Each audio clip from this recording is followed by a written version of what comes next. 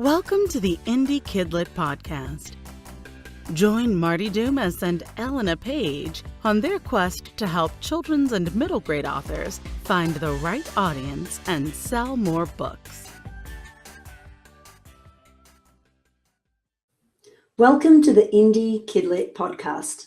I'm Elena Page.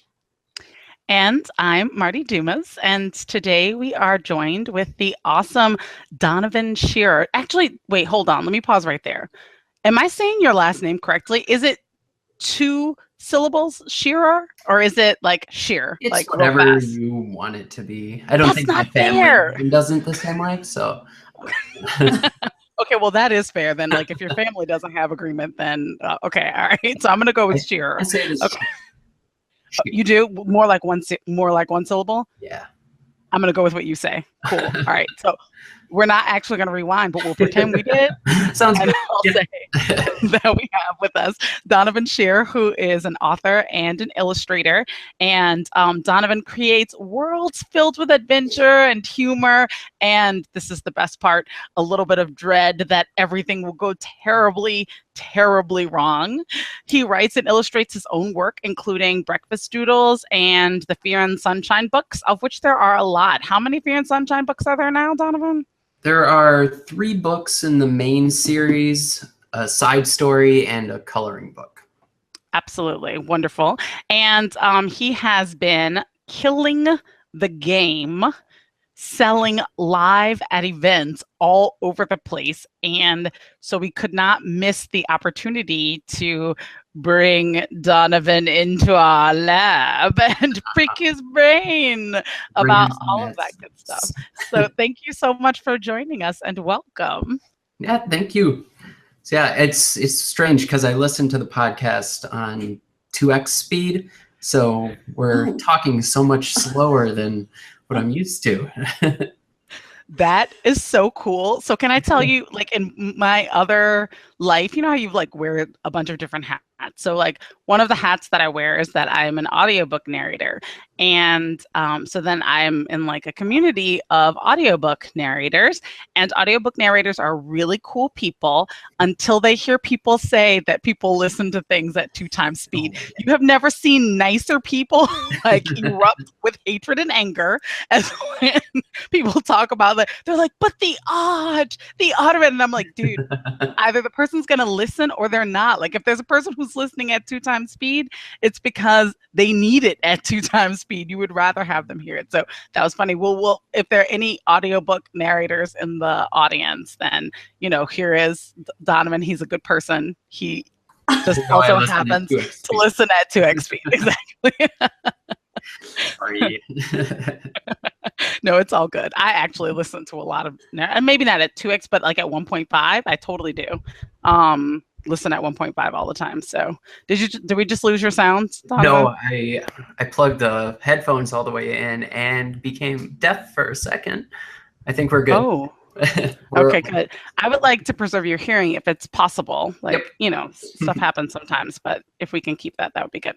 Okay, so my daughter, I'm just going to start off by saying that my daughter really or brand of humor, the whole like very wry, very dark, but at the same time not dark at all because it's so like just hilarious. She absolutely loves that. And when I made the mistake of recommending the first Fear and Sunshine book to her, and she always ignores my book recommendations. So then she didn't read it for forever. And then she found it like as if she had discovered it in her Kindle, right?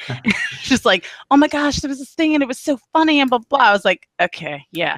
And I didn't say that was the one I said that you should that you should read. So so kudos. So one of the reasons that I wanted to have you on the show is to talk about how it is that you connect with kids, particularly at live events that you conduct in different places. But I suspect that we need to back up even from there and talk about where and how you got into doing live events and like what got you started in that space. Yeah, before I started doing any of the books, I I got entrepreneuritis by setting up local concerts and everything. So doing events was what I was used to. And then by the time I had gone to school for graphic design and decided I don't want a job in graphic design, then started making my own books. The way I knew how to sell stuff was at live events. So I went down to a comic convention, scoped it all out, figured I could make my stuff fit in there, and then I've been doing shows ever since.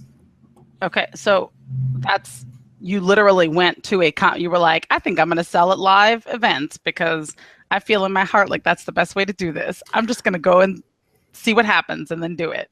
Yeah, pretty much. I went down there. It was funny. The first time I went down, I just went as a attendee for Wizard World in Chicago, and I was handing out little folded bookmarks with buttons from the logo from my books just to hand it out and test the waters and everything. And I handed one to Lou Ferrigno, who played the Hulk, and he just held up a hand, shook his head, and like, dude, no. Yeah, I had a bad Lou Ferrigno experience there. But yeah. Is there such thing as a bad Lou Ferrigno experience? Because I feel like you were able to just now say that you got shut down by the Hulk. Yeah. Pretty cool. Like that's. Yeah, he doesn't acknowledge me at other shows that I see him at now, though. Oh, okay. Well, that is. I'll always remember that he turned down my button. Yeah, I think it was the next year after that I started doing the shows regularly. And this year I've ended up booking every weekend from February to September. So it's kind of cool. That's a lot. Yeah. It is. That's a lot. It's not that bad though. I mean, what else would I do on the weekends? Hang out with friends or family or work on books. Okay. So I have so many questions about this. I want to make sure that I'm not stepping on Elena before I jump in with another one. No, go. Okay. So how do you find the events that you book yourself at or get booked at? I don't even know how that works.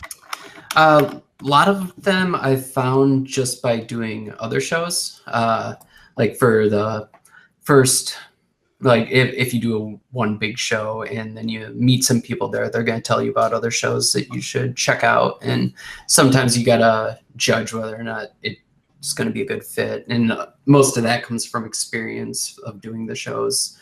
But most of it is from other people talking.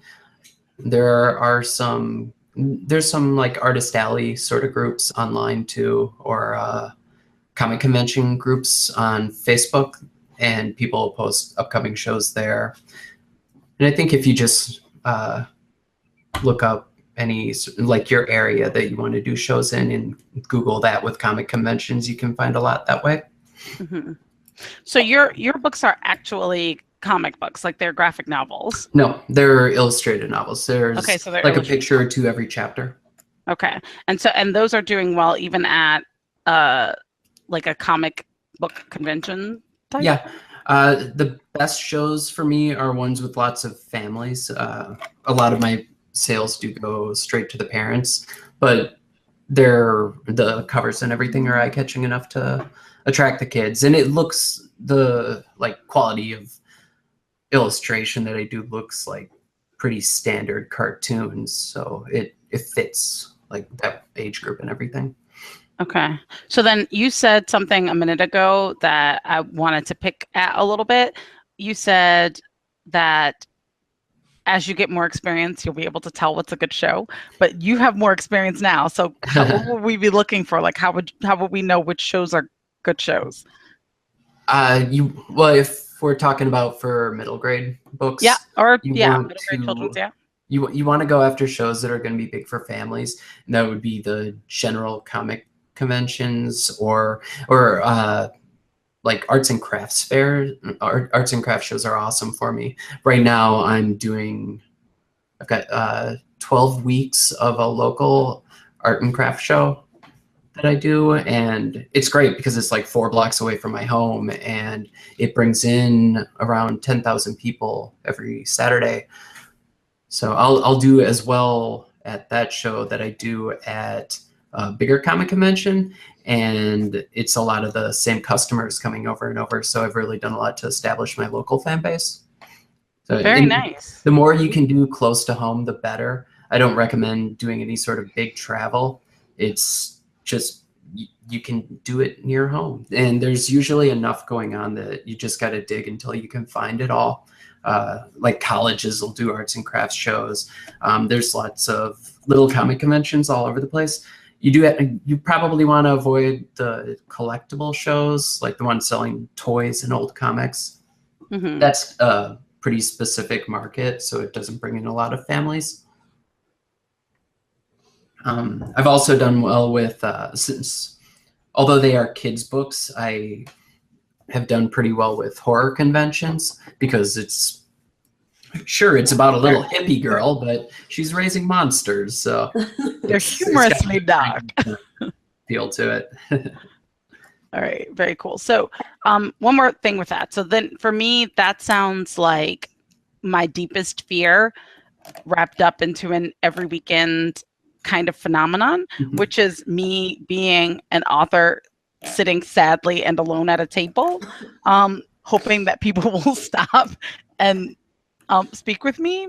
So do you have anything to speak to that? Well, sometimes, sure, it can be sad and lonely, but I draw too, so I bring something to work on while I'm there.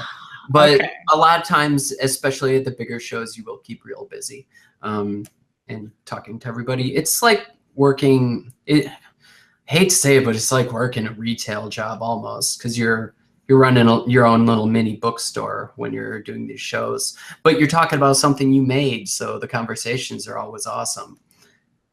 And even when you're there, if it's a slower show, you have other creators and stuff to talk to, so it's never too bad.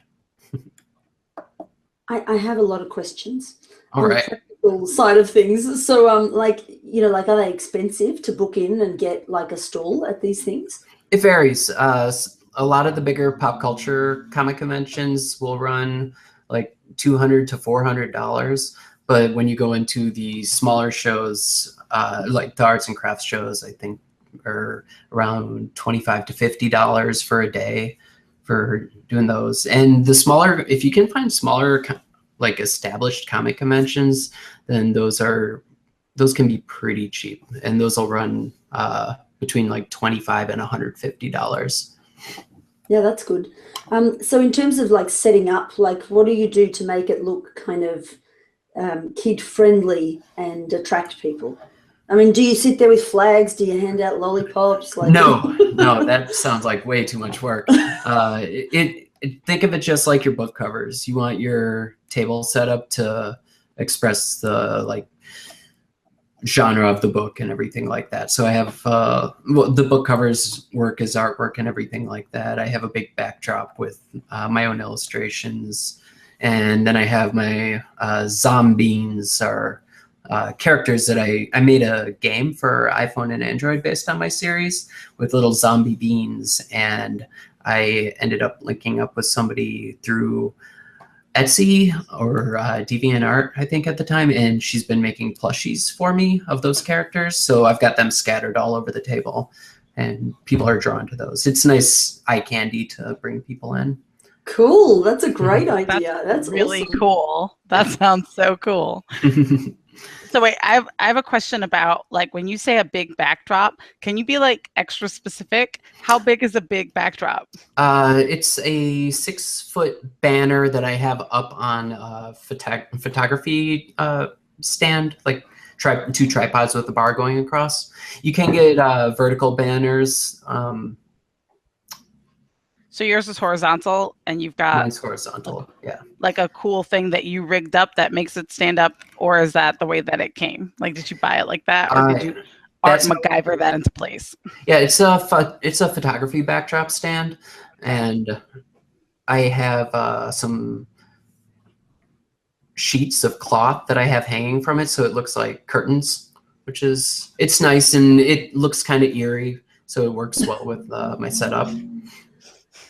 But yeah, there are a lot of you can, if you look up custom display banners. I think Vistaprint offers some that even come with the stands. The nice simple way to do it would be a vertical one that comes in its own case. Okay. How much stock do you know to take along? I mean, I know these are the practical things, but they're the things that, you know, if I was to get up and go and do it, I'd like, I forgot to ask Donovan. Well, you don't need to worry about books expiring on you or anything like that. So you can buy a nice little handful when you first start off. Since I've been doing this for a while, I've been able to figure out about how many books I sell in a day. And it worked out with between a handful of my titles, I will sell this one box of books. So then, like in a day. So then for each show, if it's a 2-day show, I'll have 2 boxes of what I average to sell, plus 1 extra box just in case it's a really good show.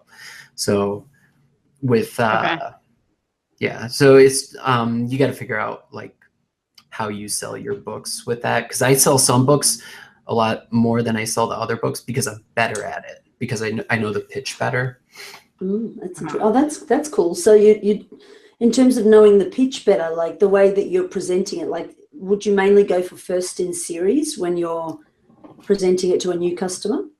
Yeah, you generally, well, what I do, this is part of my sales flow chart thing. First thing I do when they come up to the table is I immediately hand them a bookmark with, the bookmark has the same picture as the cover of one of the books, and then it's a call to action on there to start reading for free, just so they have that when they take it home. And then when I hand them the bookmark, I ask them if they've ever seen the books before or if they know it, because that way, like I've done a lot of these shows in the same area over and over, so I don't remember every single person who's gotten the books before. So if they haven't seen it, then I pitch them on the first couple books of the series. And if they have, then I direct them over to some of the other books, the standalone titles. That's great. I love that you have like a sales process, which is actually a really logical thing to do. And it would probably combat what Marti was saying of, here's my stall, here are my books. I hope you, because it is when someone comes up to you, and I've seen this time and time again at different places, they're sort of taken aback, and how they interact can make all the difference for getting that sale, right? Like how friendly you are. Like to me, you come across as like meeting you would make me want to buy your books. So that's automatically works in your favor. Do you see other stall holders who have books who maybe are not as slick as you are? Like what's the difference that you've seen? You want to stand up and interact with the people as they come by, for sure. If you're just sitting there and expecting them to dig in, it's not going to help you any. With when I'm talking to somebody, as soon as I can, I'm trying to get my books in their hand just so they can look at it, and then get them to read. Like they'll be drawn in by the covers, but if I can get them to read the description on the back, that'll generally close the sale for me. Plus, if while they're reading, I can just step back and let them do their thing. So it makes it takes away some of the burden of like being there. And what about pricing at events like that? Like, is there sort of I mean, of course, you're in the US, so it would be specific to and your area, but what kind of pricing approach do you take? Combo meals are the way to go. Big time. Yeah, if you can combine books, especially for a series, then and give them a discount on it, then it's great. For the first 2 books in my series, it's $8 for the first one, $15 for the second, but I sell them together for $20, and that's the combo of the 2 together are the bestseller for sure. How long are those books, Donovan? First one is around 50 or 60 pages, and the second one is 250. Right. Okay.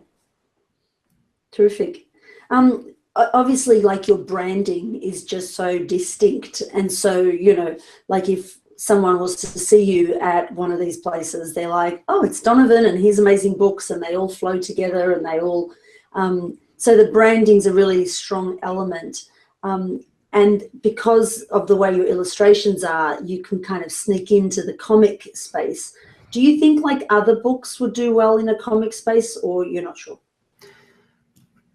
I think so. I've known other authors that have done well with it. If you can relate your books to something familiar in like the pop culture sort of thing that show is going for, then you're going to be okay. I did a show with somebody who had some like Doctor Who kind of stuff, and he did really well. Or if it's a fantasy convention and you tell them your book is like Lord of the Rings, then it helps just create a shorthand for when they're looking at them. I call my book Harry Potter Meets Dr. Frankenstein with a dash of Janis Joplin, and that works well for me. Yeah, but have a reference point, like look at your work and pick a reference point or an entry point into, like you said, the popular culture is a great suggestion. Yep. Yeah, so I know a lot of horror writers will do horror conventions, and it works out well for them because it's a good fit, because they're in that genre. So now is the point on this show when I ask the inappropriate questions, because I think that's my job, because I'm not shy. And I also don't mind legitimately if you're like, meh, I'm totally not going to answer that inappropriate question, Marty, because it's inappropriate. But when you're saying that you're packing a box of books that you typically sell, right, at a convention or craft fair, how many books are in that box? Like, what's a typical sell? Well, it varies from book to book. So my third book of the series, I won't sell as much because it's easier to close on the first two. So I've got 10 copies of each of the first two. I have 4 copies of the third book of the series. And then I have the side stories, and there's like 8 of each of those, or the like single title books. Okay. And like just like 5 coloring books. I have not figured out how to sell coloring books at these things. It's crazy to me. Is it the age group? Like what age group are you kind of targeting? What's 8 to 11. The coloring book is a little weird though, because it's kind of complex. So it's too cartoony for adult coloring, and it might be too complex for young kids. So I've got to figure that one out yet. Maybe kids don't like to admit that they color in. You know, like mine are like, oh, coloring in is for kids. I think that's kind of what I'm seeing with this. Yeah. With the 8 to 11 or 12-year-olds, is it like, nah. But I do have a mailing list sign up at my shows, and one of the things with that is that I do flyers for all the shows that I do, with a little drawing of the Fear and Sunshine characters. So I have them sign up for that, and if they add themselves to the subgroup, then they'll get the weekly coloring page flyers. So even if they don't want to buy a book, then they're still coloring. Yeah, they do secretly love to color. They just don't ever admit it in public. Yeah. I agree with that. So I'm just adding up the numbers. I think that I caught the right figure. So it sounds like 40 to 50 books in a show day. Is that about right? Yeah. And it's usually not that much, especially for the smaller shows. They're probably around like 20 to 30 books. Okay. But for the bigger shows, or even the smaller shows that just go super well, then yeah, I'll sell the full box. But then I've got the one backup box, which will cover me. Right. I haven't done very many of them, but I have had at Jack and Jill, which is like it's like a social organization, but they have a network around the country. Like a local chapter invited me to like an event that they had, and I really thought it was going to be super tiny. I think I brought like 30 books all together, and like they sold within like 30 minutes of me opening the thing. So then I had the extra fun time of sitting there for an additional 3 hours that I had committed to sitting there without even having any books to sell. So then that was awkward. So, I'm wondering, when you first started doing this, like, how did you estimate up? Like, did you estimate, like, were you ever caught in that situation where you ran out of books because you didn't bring enough, or how did you learn what your rhythm was? I did have a show this year that I ran out of books because I just underestimated this show. I think I've always brought too much inventory, and then I just, after doing a while of shows, then figuring out how many I sell, and then I just trimmed it down. Since you know you're selling in person for the most part, do you do an offset print run, or are you doing print on demand?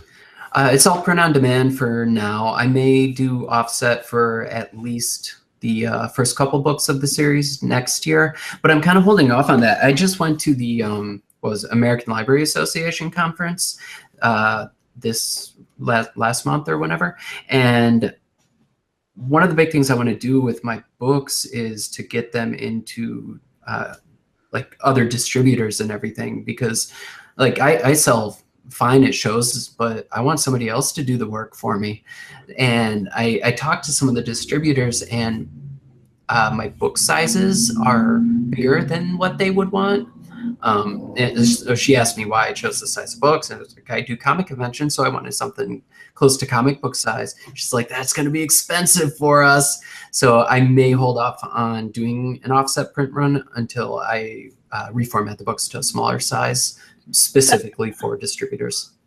That's an excellent point. So then what size are your books? Because I'm realizing right now I've only ever looked at the ebook versions. They are, it's a weird size. It's show us one. Have you got one? Yeah. Sorry. I love the background. That's well and good, right? And there's a little monster in the background too. Yeah. Oh, yeah. Okay. So this is it's a standard size. CreateSpace and Lightning Source both offer it. I think it's like 6.69 by 9.61 or something. So it's pretty close to comic book size, and I didn't want to have like regular grocery store size books while I'm selling at a comic convention, because I thought that would be weird. But now I know that I might need to shrink those for. So what size are they saying that they want it to be? That's what I was going to ask. I'm guessing like 5.5 by 8.5 or 5.25 by 8. So I got to dig into that and figure out the better size, but probably around there. That's not a huge difference. It's funny that that would cost them so much more to do that tiny little bit bigger. Yeah. Yeah, well, it's the weight and everything, and if you're dealing with like 500 to 2,000 books at a time, it'll stack up pretty heavy there. That's true. So is the plan to not be doing, conventions and that for the rest of your life? Like, are you going to be booked until you're 50, whatever age, doing that every weekend for the rest of your life? Or is there an plan? So you enjoy it? Yeah. The shows are, what's really great about the shows is that with doing them constantly like I do, I kind of see the seasonal flow to how it all works. Like in the spring, I've got, or February and March are kind of loose. What's the next month? April and May. Those you get the big shows in there. And then for the summer shows, I pretty much just do my farmer's market. And then August and September it picks up again, and then it's just kind of sporadic up to the holidays. But then if you got September and October and November kind of open, then you squeeze in the school visits, which I'll hopefully start doing this fall.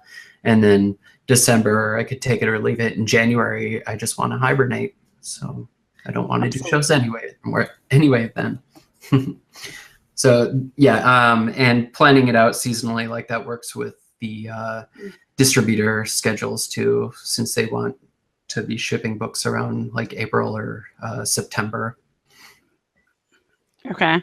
Can you say more about that? Like, what did you learn about distributor schedules and such? That I'm still learning. I think cool. You want to have, I think somebody mentioned that you want to have the book shipping by September 15th so that it can get into the fall catalogs and everything like that.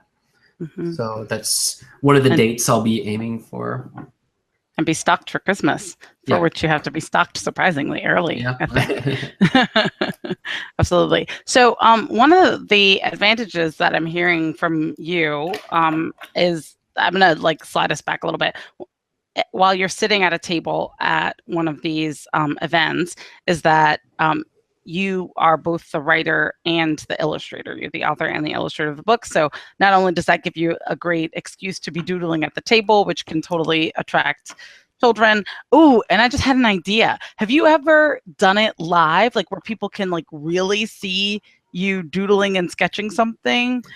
I don't, but as part of my display, I have a couple iPads set up, one with the form for the mailing list, and then one that plays a looping video of time-lapse drawings. It's time-lapse drawings and a gameplay video of the Zombies game. How does the game sales go? Do you get a lot of sales for the game? I think so. I don't really pay attention to it. I know for the last couple weeks I've gotten like 80 a week or something, which is nutty because I don't do any promotion for it. When I first put it out there, it had I think like 80,000 downloads, which was crazy to me. And it's not good because the game wasn't that good, because I am not a great programmer. It's part of the reason I backed away from the game. But I don't know, it was, if you can pull off integrating a game with a series, it's a really neat and elaborate commercial to have for your books. So as soon as I can sell enough books. Do you think it'd be worth polishing it up? Yeah? Oh, that's what I'm saying. Yeah, as soon as I sell enough books to hire a programmer, then I'll jump right back on it. Yeah. I may, with the seasonality of the show schedule, I'm going to try and work my book release schedule around that too. So I'm mainly focused with a spring season and a fall season for when I'm putting out books. And then in between that, I would love to do more with game design. I want to take over virtual reality as part of my empire building. Yeah, you should totally do that. I cannot wait to see the virtual reality takeover. Yeah, I've already started. Your artist brain at work, right? Stuff for that, yeah. Yeah. That's totally your artist brain at work. So, I've only done a few live events because they frighten me to no end. But at every single one, the people ask me, and like with this hopeful, expectant look in their eyes, "Did you illustrate them as well?" And I have to say, no, I didn't, but isn't my illustrator amazing? She's really cool. Like, she did a great job with that. So that like brings me to another thing that I really wanted to ask you about, because you're both a writer and you are an illustrator, which means that you speak writer and you also speak illustrator.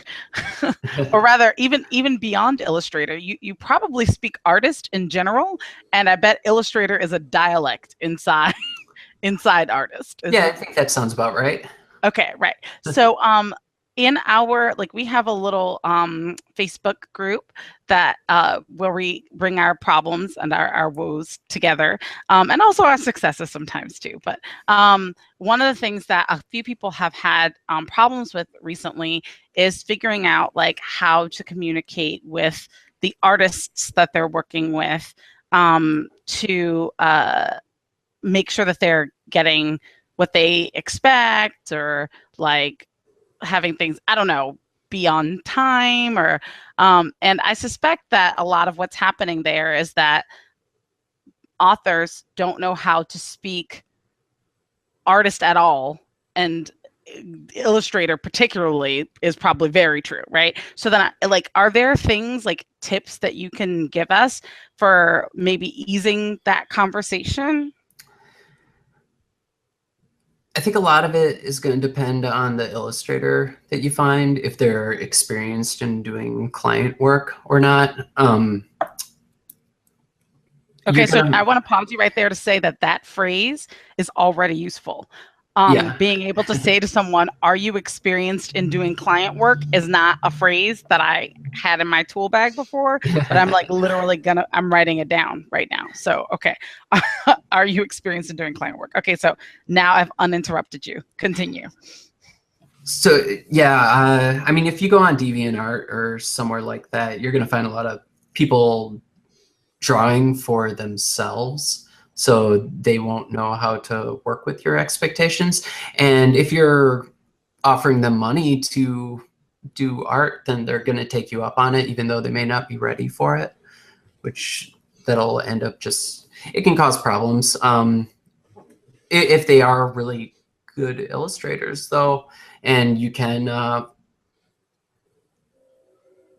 don't know, try to work it out with them and grow together as a team. If you can work it more as a partnership than as a work for hire sort of deal, if they're new, then that could help. So what would that look like? More of a partnership versus more of a work for hire? Like, how would you know the difference? I don't know. How does it work? Have you guys done co-writing? I don't know how it works in that relationship. But yeah, I've done some co-writing. I'm doing some right now, in fact. I think with doing the teaming up with an illustrator, the more ownership you can give them in the project, the better, and just kind of set them loose on it and see what they come up with. I don't do too much illustration for other authors. I did for the Sterling, the self-publishing podcast guys, I do the illustrations for their kids' books and all that. But I was pretty much just like, hey, I want to illustrate these books for you. And then we ended up, the books were already published with just text. And then we ended up adding all the illustrations and redoing the covers and everything, because I more or less took it upon myself to do that. Right. So then, like, giving you room to be able to do artistry in the thing. So I'm going to say some things and you will tell me if they are like hot or cold, right? Okay. Or somewhere in the thing. Okay. So like, I would like the girl in this scene to be doing something silly with her cat and they're both laughing hysterically. Is that hot or cold on a level of direction to give to an artist?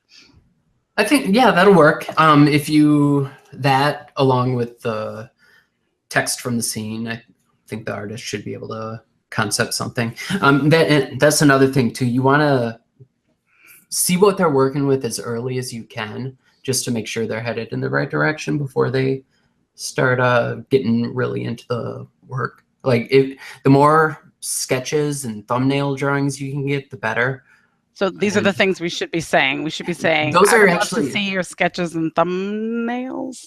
Yeah, if they don't know what the thumbnail sketch is, you shouldn't hire them. Okay. The more little sketch work you can get from them, the better off you're going to be, just because you'll have a better idea of the finished version, and it's going to help them out too, because they're going to be working out ideas in their head. That's a problem that you're going to find with a lot of inexperienced artists doing client work, is that they're going to jump right into what they envision the final product to be, and they're not going to rough it out first. Mm-hmm. Okay. So also I will maybe use the phrase rough it out first. Yeah. Okay, well, have them, I don't know, if they can do, like, when I was teaching graphic design, we'd have them, or even when I was as a student doing graphic design, we'd have to do like 10 thumbnails for design first, and then we'd have to do 3 rough sketches of it before we went into doing the final work. And they were trying to prepare you for doing client work, because that's the kind of program that you were in. Is that the idea? Yeah, and just for you're going to end up having a better final design if you do more. It's like writing a rough draft of a story. You want to work all that out before you start jumping into the pantsing it. Okay, very cool. All right, so then I have more questions. So then for that same little thing that I said, right, where it's the girl is doing something with her cat and they're both laughing hysterically, right? what would be a version of that that's like too much? Or is there such a thing? Like if I get like crazy specific with it, right? Where I'm like, both of their hands are thrown up in the air and the cat has a shocked with his eyes straight open and the girl's left eyebrow is up. Like, I think that's too much detail. Yeah. Yeah, I think I would just let them, with your first description, and then let them read the scene so they know what's going on there. Then should be okay. And what about, sorry to interrupt, character development? Finish what you were saying and then jump to character development. Same thing. You would want them to give you the as many concepts as you can before going into a final design. Okay, great. Yeah, great suggestion. Yeah. No, Marti was talking about me earlier, weren't you, Marti? Because I fired my... It would have not have been a general thing. I would have been like, I'm not a beat around the bush person. It would have been Elena was having trouble with this. I would have said that, but like several people, like we jumped in like 7, like how many people jumped in on that when that conversation came up? It was like 7 or 8 different people who were like, this is, like I have no idea. Like I had this issue, right? So then, okay, but you're going to tell your story. Tell your story. Well, I fired the illustrator, and it's not something that I would sort of normally do. And I'm very much the sort of author who says, here it is, do what you want, which was probably partly the mistake, because I feel like in retrospect, even though that's worked in the past, it didn't happen to work on this project because I wasn't keeping it close enough. And I don't normally keep it close, but I at least know what I like and don't like. Whereas with this one, I didn't have a sense of what I actually even liked or wanted the characters to look like. I was like, okay, no, that's fine if that's what you've decided. And the artist was quite strong. Like it's been, and I won't take too much time, but just for the learning of people listening, but it was an interesting process of, I decided what I was going to do with the books, and I decided that I would have, like about 12 illustrations and keep them at about 32 pages. And then I found an illustrator and she said, no, it needs to be like, 48 pages, much more illustration. That's what is way better. Here are the thumbnails. It's going to be great. And so I sort of, and this is nailed it, honestly, I looked at the thumbnails and went, I can't really work out what those thumbnails are saying, but she seems to know what she's doing, so fine. And I agreed. So she starts working, and she did give me the pencil drawings, but they were quite vague, in my opinion anyway. And I sort of went, oh yeah, I think they're all right, I suppose. And the characters were developed. This is what they look like. What do you think? Yeah, I think they're okay. But we were only 15 illustrations into it. When I then went out and started showing them, people were coming back with like, I don't like those characters. Oh, their eyes look really creepy. And I was like, do they? I don't know. I'm not an illustrator, So when we went to change them, it became a bit of a contentious issue, and they started looking really like angry and ugly. And then, and this is the last thing I'm going to say, the characters didn't look like themselves in every illustration, which I know that must be hard to do as an artist, but yeah. Tell me what I did wrong so I don't do it again. And I'm sure it was all my fault, so I'm not blaming the illustrator. I'm sure it's like what Marti's saying. We don't know how to work with an illustrator properly, but I've never had those issues in the past, so... Yeah, you have a lot of illustrated books, Elena. Yeah, so with the characters not coming out the same, that's partly because it was an inexperienced illustrator, and partly because there needed to be more work done at the front end of the character design. Okay. That's good information. Yeah. So like what kind of work would happen at the front end of a character design? What should we be asking for or looking for when we're doing that? You'd want to be able to see the characters from different angles and everything like that.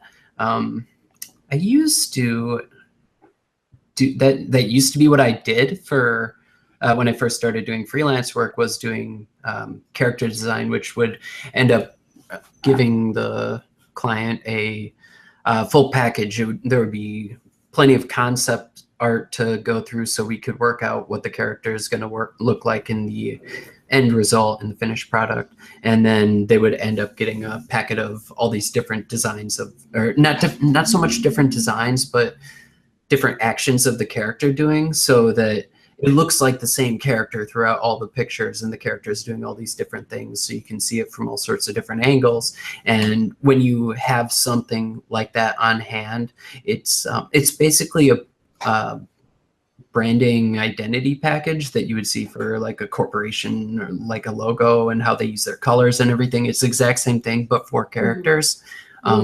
If you look up the Batman animated series character Bible, I think that's it. Character Bible. Okay. Yeah, it's like a world Bible for writing, but for your illustrated characters.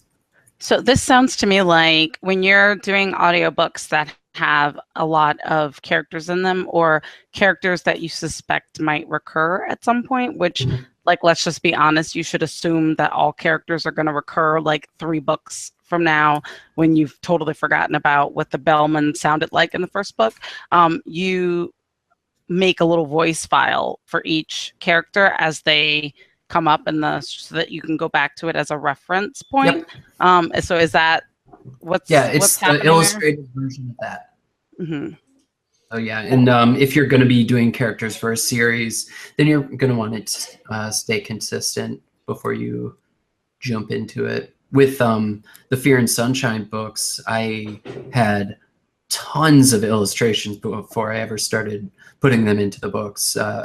Before I was doing the books, I was doing little coloring, like 4 or 5 page coloring books with the character. It was like a Dora the Explorer with monsters sort of thing. And the character looks nothing like she did back then, because I ended up just working out how I draw her regularly.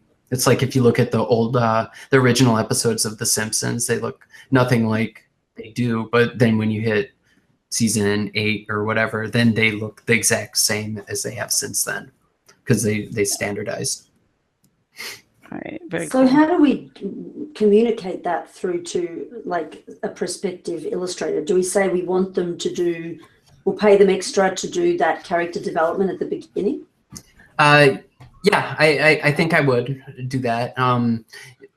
And like get the character standing, talking, running, walking, jumping, or actions that your character would probably be engaged in.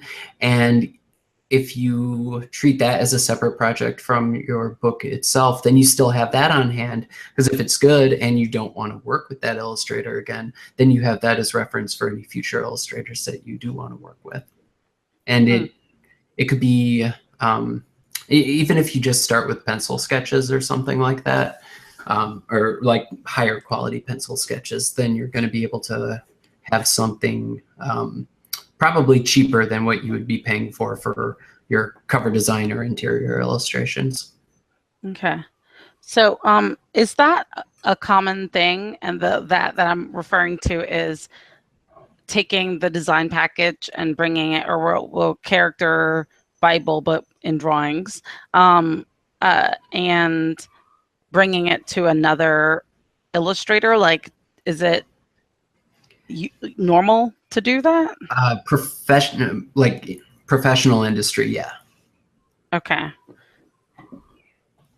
Yeah, like I'm not sure whether I take the old illustrators' concepts and say, this is what it used to be like. Yeah, no, I would just maybe keep that for yourself, just so you have a do not do this reference for yourself. Don't do this. Yeah, if you have junk drawings, you don't want to share those with a new illustrator. You can just let them go in raw. Yeah, I must admit, I am frightened to find another illustrator. And I don't know if you saw me turn up in the Facebook group yesterday, but I was like, I think I'm going to have no illustrations ever again, so long as I live. Oh, no, I missed that one. Oh, no. Did you? One thing you can do with comic conventions is you can go to artists and a lot of them will do commissions. And if you have a description of your character, like their personality, what you have in your head of what they look like and all that, you can get commissions from like local artists or touring artists or whatever.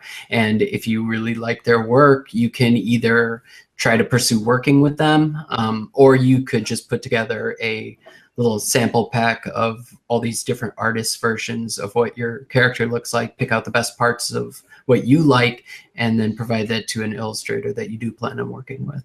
And you can get that. The price is going to vary depending on the artist. I think, where is it? A couple of the pictures I have my wall here, some of them go from like $10 to $300. The 300 was like big name artists. So, but I just wanted them to draw my characters. Well, that's amazing. Yeah. Like, and so in terms of the price, are we looking for like, is it to do with the big name? Is it to do with their experience? Is not it to do if, with not time? if you're just concepting it. Go find people with the style that you like. If they're doing drawings that you think are cool, then just pay them $10 or $15 to do a commission piece. And if you can't make it to a comic convention, you can do stuff like that on Fiverr, just to get a broader spectrum of visual idea of your character. Yeah, because so far even the Fiverr people have been charging me like, it turns out to about 50 or 60 Australian dollars just to see if their style is right. And I'm like, gosh, like all the money I'm spending on just testing them all, like, you know, so yeah, I'm sort of, I was getting a bit disheartened, but you picked me up and put me back on track. And so thank you. That was some great suggestions, and it's really good to hear it from an artist. When you're concepting it, just keep it at pencil drawings. That should help save some money. Depending on if you've got an audience that you can work with too, like if you've got parents on your mailing list and they've got kids reading your books, if you have an idea for a character, get the kids to work for you, see what they come up with. That's a great idea. That's a good idea. That's a great idea to have a I have monsters in my books that were designed by fans, and it was cool. Like monsters that didn't exist at all. I was like, just come up with something, I'll put it in the book. And now I've got this the Raggedy Android is one of them. Oh yeah, that's awesome. So I also have been we're almost out of time, but I have also been at one point we had to change illustrators for my main series, and the original artist who worked on the first 2 books in that series, like she and her husband are like truly artistic people, and they decided that they were going off to build a house in the woods by hand, and that they'd be back in a couple of years. And that's awesome. Like I'm not being funny. Like I really super support that, but I was actively weeping and being like, is this going to be the end of my books like this right here? It took forever to find exactly the right tone, exactly the like it took forever for us to find you. Like how could I ever find someone else, you know? And that we spent a ton of money because essentially we were asking other people to imitate someone's style, which is why when you said, oh, it's totally normal to like bring this like set of drawings to a different illustrator and be like, hey, here's a set of drawings, I need you to emulate. It was really difficult to find someone who could do that, but we did find someone and ended up deciding that she would start by imitating the other artist's style, and that she would slowly move it into her style over the course of the book so that the change was gradual. And I think it worked. Where did you find it? Well, I found her on DeviantArt. But I found her on DeviantArt, the person that I'm working with. Yeah. So I found her on DeviantArt, but then it turns out that we knew each other, like through people, because the world is very small. And, but I did not realize that, she lives in Italy most of the time. When we first like set up the contract, she was in Chicago. So I was like, yep, whatevs. And she was all like, oh, okay, you know, blah, blah. Like we just got to Italy. And so we're gonna have to, and I was like, okay. I was like, dude, don't worry about this on your vacation. Like, let me know when you're done. She's like, oh, no. We live in Italy. I was like, Chicago what? was a vacation. I was like, oh, yeah, that's way better than Chicago. No offense, Chicago. But yeah, I was like, okay, all right, well, yeah. So yeah, no, she's amazing. She's hilarious. She is better in so many ways than the original artist Marie that we were working with. But like it was really scary there for a while. And so I wish that, first of all, I'm glad that I know that the show can go on. But the last question that I have for you, that was a really drawn out lead into the question is, how would you go? Like, I know what we did to go about finding a person to be able to continue on, but like if a person had their project stop in midstream like that, how would you get them? Like, how would you suggest that they figure out a way to be able to go on? Like, what would their next step be, do you think? So in this scenario, I'm guessing you have lots of artwork already. Yeah, we had about 150 illustrations. Okay. So yeah, I think the big thing would be to try and just find artists that are similar to your style. If you could find artists that are similar to that on something like Instagram, and then you could check out the stuff that they like on Instagram, which is probably going to be similar to their style, then you might be able to, that might be a nice and quick, easy way to put together a pool of people you'd want to reach out to. And with Instagram, most of them will probably link out to their website. And if they offer services, it should be on their website. Okay, cool. One more question about the art, please. How do you know what style actually fits your story? Like, you know, like you could go in so many different directions. Like I've got these characters, and the other day I did get someone to do another go, a beautiful artist, but it was very soft and sort of French. And then we all started having a family debate, like, no, that doesn't suit it. Yes, that does suit it. And then I'm like, I don't even know anymore, you know, like what, because, you know, yours is just so like perfect. It's like the story really matches your concept of the pictures. But for someone who's not even sure how to bring their story to life in the way that best suits the audience, how do you go about figuring that out? I would treat it just like how you would do with book cover design. You would want to look at the genre and who it's for and check out books that are for the similar audience and everything. Yeah, and that's good advice. Otherwise, you could just go nuts with it and build the brand out as that's like part of your brand. If it's a more unique style, you can definitely go that way with it. Yeah, I think because like each of my book series is, you know, like the benefit of yours is they all branded the same, but, you know, like the benefit of mine is different to yours is that each series can be very separately branded. So they don't have to all look the same at all, actually. And so to some extent, I don't want them to look the same. I think that would actually harm my brand if all my type of books look very similar. So that's what I'm sort of trying to achieve. But no, that was great advice. Yeah, if you work out each, I mean, if you look at each different book as its own brand, then you can establish its uniqueness across each thing. You would want to have some sort of similarity in there. Like for my stuff, the Fear and Sunshine series is different than my Breakfast Doodle series. But even though it's different, it's all got things that are similar, like kids and monsters. And then there's even some colors that I use to cross over from series to series. Like I think black and orange I carry over across all my brands. Yeah, that's interesting. Yeah, just having something that ties them together. That's a good suggestion. Yeah. One last question. Sorry, Marti. There you go. I've said it 3 times. Is we're running over time. But just quickly, in terms of preparing to go to schools, I know that you've been doing the Lexile. Is that how it's pronounced? Tell us a little bit about that and why you're doing it before you go in, and whether you think it's a useful thing to have done or be doing. I am not deep enough into it just yet. You'd want to do it. Well, the reason I did it beforehand was so that I could develop like educational supplements, like discussion guides and stuff based on that.